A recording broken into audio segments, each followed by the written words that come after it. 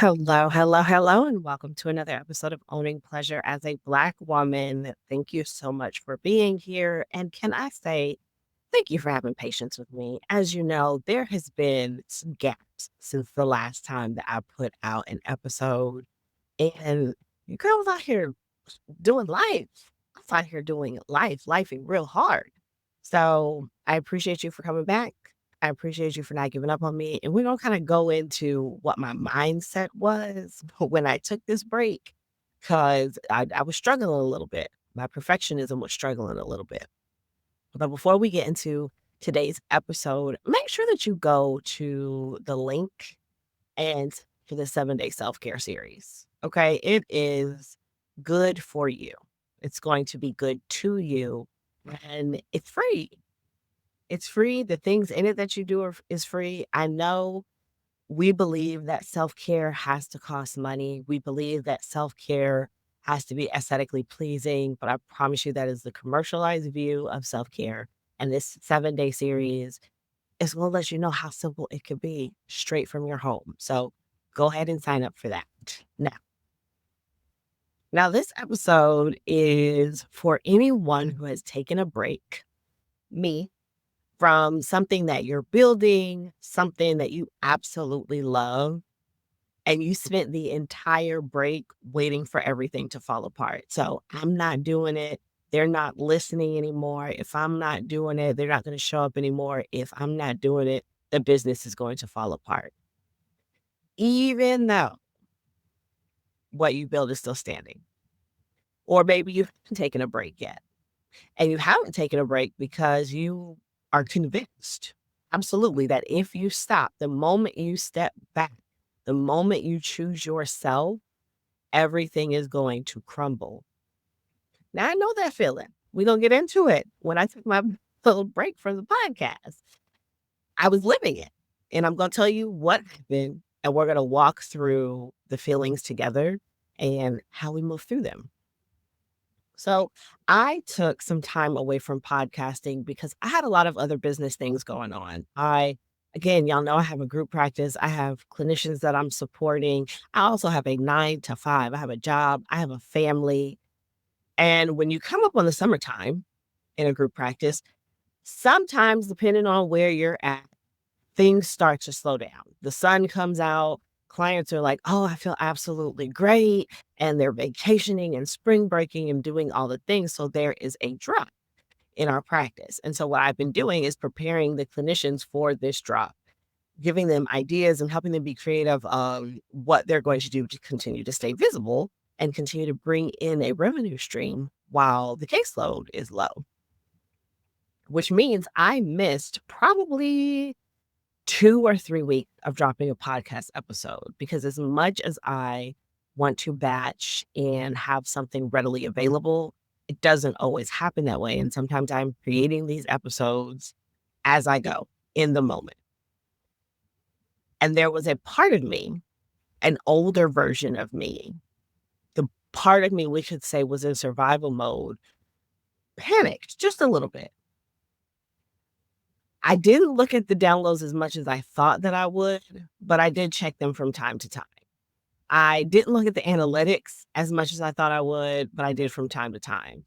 There was a small amount of me that was that is a word, y'all, catastrophizing, losing momentum and feeling like I'm failing you, feeling that I'm not sticking on the mission. Because, one of the things that I love to say to y'all is, oh my gosh, this is the most consistent thing that I've ever done in my life. And when I have those breaks, it makes me feel some type of way. And I see this with so many of my clients, not just my clients, my clinicians, my friends. They are very hyper vigilant on being consistent and thinking that their consistency equals their worth. I think our messaging also shows us that we have to be consistent, especially if you're a business owner. I don't know how many times I hear about the word consistency on a daily basis. So this makes us believe that stepping away, even if it's temporarily, means that you're not serious, that rest is only okay if you've earned it. And this isn't about the podcast, if we're being honest. This is about the belief that our value is contingent on the output. that I am only valuable to you if I put out a podcast episode, which isn't true because I have over 100 episodes that you can listen to. I have YouTube videos, I have blog posts, I have stuff that I put on social media. I have lots of things that could give you value without me actually being there to do it. The idea that the moment that we slow down, we become dispensable has to be dispelled. And for many of us as Black women, this isn't just a personality thing. It's not just, oh, that's how I think. We're raised in it. This is our life. Rest it was a liability. It could lead to death. Visibility had to be maintained. And you can't take a break when survival depends on you staying on all the time. Now, I want you to understand the fear of stopping is a nervous system response. Your nervous system learned that being productive, being present, being needed is what keeps you safe. If you are visible and you are useful, you have a place in your life. You have a place in everyone else's life. And if you disappear, even for like a second, even for maybe a day, your place may not be there when you come back. This pattern made sense at some point. It was adaptive and it protected you. It protected me. In my mind, if I don't continue to put out a podcast episode every single week, I will lose your attention. I will lose you as a listener. And that's not something I wanted. I want to protect myself. I want to protect you. I want to protect the podcast. I want to protect something that I have been creating for, man, a really long time. And I want it to continue to be relevant. The reality is this fear isn't about downloads or analytics. It's about irrelevance, about not mattering. If I stop and the numbers drop, what does that say about me as a person? What does that say about me as a business owner? What does that say about me as a podcaster? Am I worth following? Am I worth listening to anymore because I'm not consistent? And did I let them down? And part of me then believes the audience attention is the proof. You are the proof that my podcast is worth something. And if I lose your attention, then the proof disappears. This could look like you constantly saying yes to going out with your friends when you may not have the money for it, right? This fear makes you believe that if I don't go to this brunch, if I don't go on this trip, if I don't do this credit card, swipe this credit card, then I lose my place in this friendship. They won't be thinking about me. They'll be having fun without me. And then your worth gets wrapped up in your finances and how many trips you can show up for them, with them, how many brunches you can go to with them. And then you're not honest. And then you're struggling. Here's where things got interesting. I looked at my analytics for the podcast the other day after not posting an episode for 3 weeks. And wouldn't you know, my weekly downloads have been increasing. So that means every week more people have been listening to my episodes. It went up, I think in the last 7 days, 103%. That was the work that I did before I took the break. The work that I did has already started compounding. I'm continuing to reach people. The podcast continues to matter without me having to do anything. And wow, I'm having like a aha moment right now. So this makes me think about when I was working by myself in my practice and I was the only therapist. And when it came holiday season, I would struggle to take time off. So instead of seeing people every other week, I might see somebody monthly and take like a couple days off and then see them the next week. And it was always my goal. I said, those last 2 weeks of December and the first 2 weeks of January, I want off. I want 4 weeks off because I love the holidays. I love doing things with my family. And because I'm off from my 9 to 5, I just want to chill. I just want to chill. And so for the last 5 years, I have been working up to that. And would you know, this past year for Thanksgiving, I took the week off. I usually take the whole week off on Thanksgiving. your money was still hitting the account during the holidays. I took my 4 weeks off for the holidays. I took the last 2 weeks off in December and the first 2 weeks off in January, and I don't even know how to explain the feeling of being able to go into the business account and still see that there is money coming in, that I'm still making an impact in my practice through my clinicians without me doing anything. I'm still able to pay them and pay the bills for the business, and I don't have to do anything. There was a time where my sessions, me seeing my clients, was covering everything and everybody. And I was, wow. But it took time. It took time for me to understand, which is probably why this podcast thing and dropping episodes wasn't so big this time, because I understand that I've put stuff out there. And if you want the information, you will get it. It's nice to hear me every week, but there's information that you can go out there and get. If you're looking for me, you can find me. And what I realized, I'm not failing. Everything still works even if I take an extended break, even if I put my focus to something else, even if I'm not consistent. I'm not failing. I'm just prioritizing something else. I need you to hear me. If you take a break from something, you're not failing. And if you put in the time, that interest compounds. It's going to work for you. If you have systems in place at home, everyone has a job, everyone knows what to do. If you were to take a break for a weekend or go away for a weekend from your family, the system should still be going because you put that in place. You prepare for when you are away.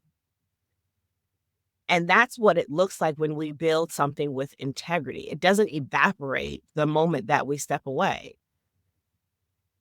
When the fear of stopping keeps us from ever stopping, we're going to burn out. We start creating from depletion. The work suffers, we suffer. If I continue to try to kick out episodes for this podcast and I'm not feeling it and I'm not interested in the information, I'm going to burn out and then I'm going to fall off for sure. We start performing consistency instead of embodying it. Creating for this podcast has become a regular thing for me. I enjoy putting it out. I enjoy getting the feedback. I enjoy all of it. But I understand that I may not always be consistent, but I'm coming back. You'll always know if I don't come back. I will let you know if I don't come back. And the cruel irony of this is running yourself ragged to protect something often does more damage to it than a conscious pause ever could. Running yourself and pushing yourself to continue to show up in a way that is exhausting you right now is going to do more damage than taking a break. Y'all, take the PTO. Take the PTO.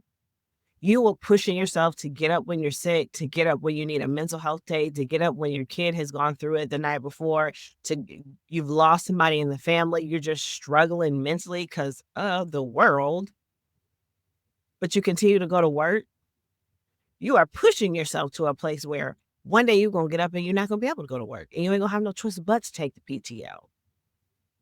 Take the PTO. Take some time off. Take a pause. Again, this isn't just a podcast episode about taking a break from a podcast. Where in your life are you afraid to stop, to slow down, to step back for a moment, to cool off? Is it the project at work you're over delivering on because you're afraid of what happens if you don't? The relationship role you're performing because you're scared of what they'll think if you just fall back and rest? Or is it the visibility you're forcing because stepping back feels like, I'm disappearing? What are you actually afraid will happen if you pause? And what's the evidence that fear is telling the truth? Fear of the outcome and the outcome itself, they're not the same thing. Our nervous system cannot tell the difference. We have to teach it that there is a difference. Everything to your nervous system is a bear trying to kill you. But we have to intentionally sit back and ask the question, is this a real threat or a familiar feeling? Now, what if taking that intentional pause was actually the most responsible thing that you could be doing, but you're not because you're afraid of losing? Now, I want to put this out there because it's really important. What I'm sharing today can help you recognize the pattern. It can help you identify where fear lives in your body, in your mind, and start to question whether it's telling you the truth. But when this fear runs deep, when it's got its claws in your spirit, in your soul, in your belly, in your gut, when the belief that your worth depends on your output is woven into the fabric of how you move through this world, understanding it is not going to be enough to change it. Therapy is where you're going to do the deeper work. You're going to examine where those beliefs came from, why your nervous system still responds like the threat is real, like there actually is a bear, and how to build a new relationship with rest, pause, and your own inherent worth. This isn't something you have to figure out alone. And honestly, trying to break down these patterns by yourself in isolation can sometimes make them louder and harder to work through. Now, if this episode stirred something in you, if you recognize yourself in the fear of stopping, I'm going to invite you to download that free 7-day self-care reset at jrewellness.com/reset. It's a gentle starting piece for the woman who's tired of surviving and curious about what thriving actually looks like. And if you're ready to do this work at a deeper level, the clinicians at Javery Integrative Wellness Services are here for exactly this. High achieving women ready to move from understanding their patterns to actually changing them. You're going to start by completing the intake form at javerywellness.com/get-started. And it's no pressure. The next step is there when you're ready. It's all about what you're ready to do. And if this episode resonated, please, please, please just take 30 seconds and leave a rating and review on your favorite platform. It's how other women are going to get the message and find us. I want to thank you so much for coming back and listening to me. I appreciate you. And while I was away, thank you. Thank you for continuing to share the episodes. Thank you for continuing to listen to the episodes because it's very apparent you didn't need me to post every single week to keep showing up. And that means more to me than you will ever know. Now, remember, the fear of what might happen is not evidence of what will happen. You are allowed to pause, you are allowed to rest, and the things built with integrity, they're going to be held together. So I love you so much, and I will talk to you in the next episode. Bye.